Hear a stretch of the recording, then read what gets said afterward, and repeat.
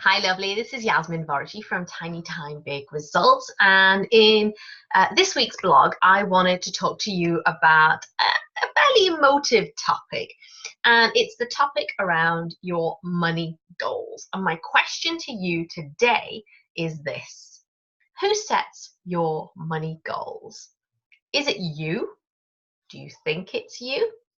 Or is it something else entirely?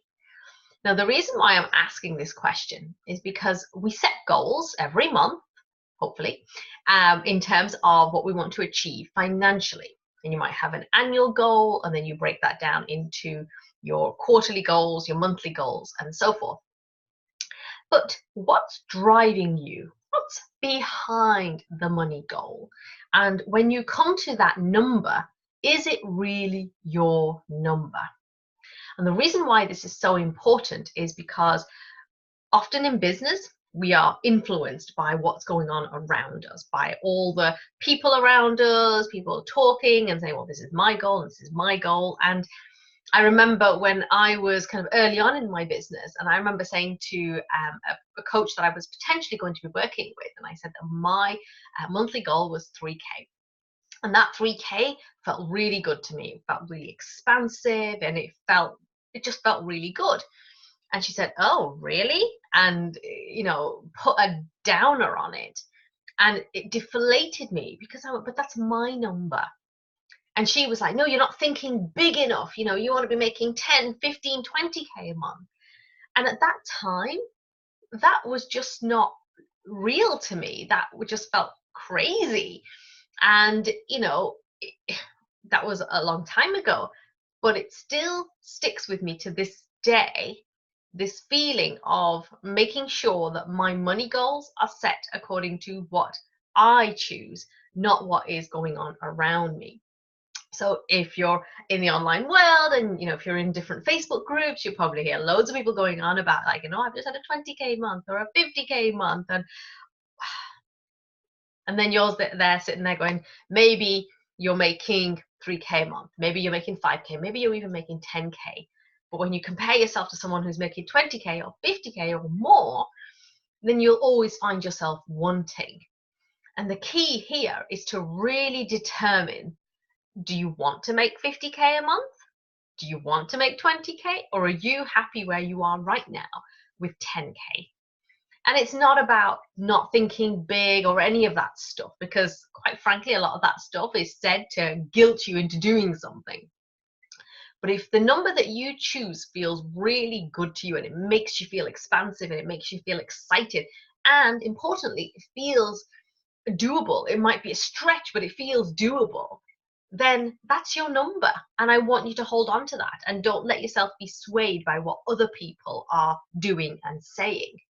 But if your number, if it's say 5K, and you're like, I really want to make more, I really want to do more, then put it up by increments. You don't have to go, okay, now I'm going to make 20K. Just say, okay, if the next month I'm going to make 6K, I'm going to make 7K, and push yourself. Okay, because when you push yourself, you'll be amazed at what comes, through you. But it's about feeling pulled towards that vision rather than pushing, and it's that horrible push energy. And you don't want that in your business. And then when you sit down to do your work, you'll be like, oh, I've got to do this now, and I've got to make 20K, and I've only made 2, and it's going to feel too hard. And literally what you're doing is you're putting a huge amount of resistance between you and that goal. There is no alignment between you and that goal. And when there is no alignment, you don't allow it in. So it's very hard for you to achieve that goal. And then you'll give yourself a stick to beat yourself up with and say, oh, you didn't hit that goal. So when you're focusing and setting your money goal, ask yourself the question, is this really my goal, or am I being influenced by other people? Does it make me feel good? Does it make me feel expansive? And of course, take into account the functional elements. Does it cover my costs? Does it cover the bills? Does it include a profit margin in there? All of those things need to be taken into account. So whatever the number is, I think the most important message I have for you today is to make sure that it's your number. Choose that number that makes sure that, from a functional perspective, it covers everything. and gives you a little bit over, and that it also feels really good. And when you want to increase it, do it by increments. It's much easier, and the resistance is practically non-existent, because even if you said, okay, I'm just going to make 500 more, 1,000 more each month, then it is so much easier than saying, right, I'm going to make 20k when all you've ever made is 5k. Okay, and I'm giving you numbers here just to give you examples, but again, let me reiterate that message, that core message. It's your number, you choose it, it's up to you. Okay, it's your business, your rules. Hope that helps you today, and I look forward to speaking with you soon. Take care.